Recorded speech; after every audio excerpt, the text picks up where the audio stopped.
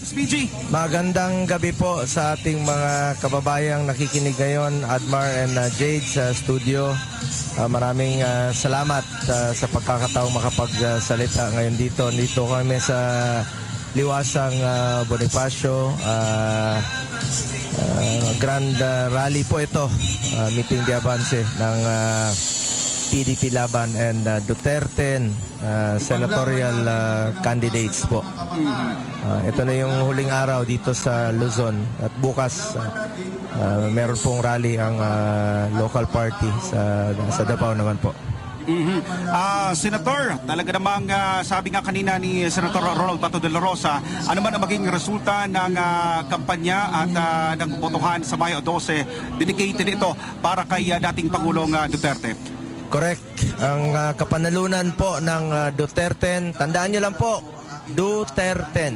Ang kapanalunan po ng Duterte sa darating na Lunes ay kapanalunan po ng Pilipino, kapanalunan po para kay Tatay Digong. At nakikiusap po sa ating mga kababayan, wag po natin kalimutan ang ating mahal na Tatay Digong. Ipagdasal po natin ang kanyang kalusugan at ang kanyang kaligtasan and of course ang kanyang kalayaan. Tandaan po natin, pagpasok nyo lang po sa Lunes, pag sa inyong pagboto, tandaan nyo lang po si Tatay Digong na nagserbisyo po sa atin sa 6 na taon. Mas nakakalakad ba ang ating mga anak dyan na hindi nasasaktan at nababastos. Ginawa niya po ang lahat para sa bayan. Nagsakripisyo po siya. Ako, witness ako dyan. Puro lang po yung trabaho. Sa totoo lang po, mas tumanda nga siya sa pagtatrabaho. Hindi naman siya ganun katanda tingnan noon. Masyado sa masigla. Pinilit natin siyang tumakbo bilang presidente noong 2016. At ginawa naman niya ang kanyang trabaho para po sa kinabukasan ng ating mga anak. Ako po ay nakikiusap sa ating mga kasamahan, sa mga kababayan natin.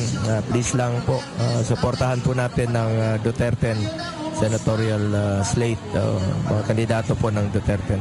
Naging malaki din po ba, last question, naging malaki din po ba ang impluensya, tulong sa kampanya ho natin? Ito namang pagiging aktibo ng mag-inang Hanlet Avancenia and Veronica Kitty Duterte sa pangangampanya po sa partido po ninyo? Opo, malaking tulong po ito.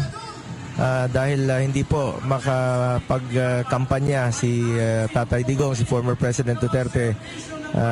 Siyempre si Kitty napasubo po rito sa politika, daw nag-aaral pa siya. Ayaw nga niya sanang pumasok sa politika, pero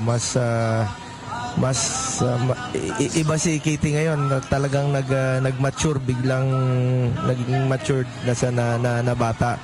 At emotional siya. Malaking tulong po ito. And of course si Ma'am Hanelet and of course si Vice President Sara Duterte.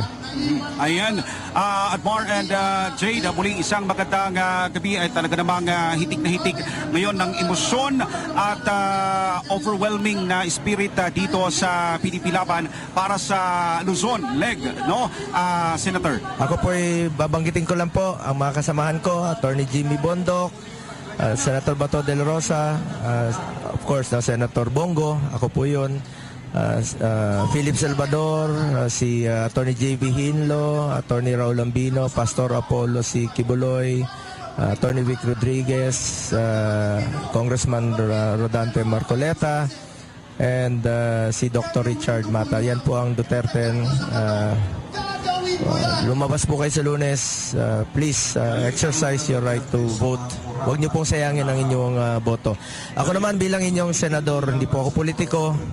Gagawin ko lang po ang aking trabaho para sa Pilipino dahil bisyo ko ang magserbisyo sa ating mga kababayang Pilipino at naniniwala po ako na ang serbisyo po sa tao ay serbisyo po yan sa Diyos. Maraming salamat po sa inyong suporta. Finally, last 3 days na po ito. Until Saturday na lang po ang ating rally. So sana maging maayos, peaceful ang ating eleksyon sa Lunes at karapatan natin. This is democracy. Please exercise your right to vote.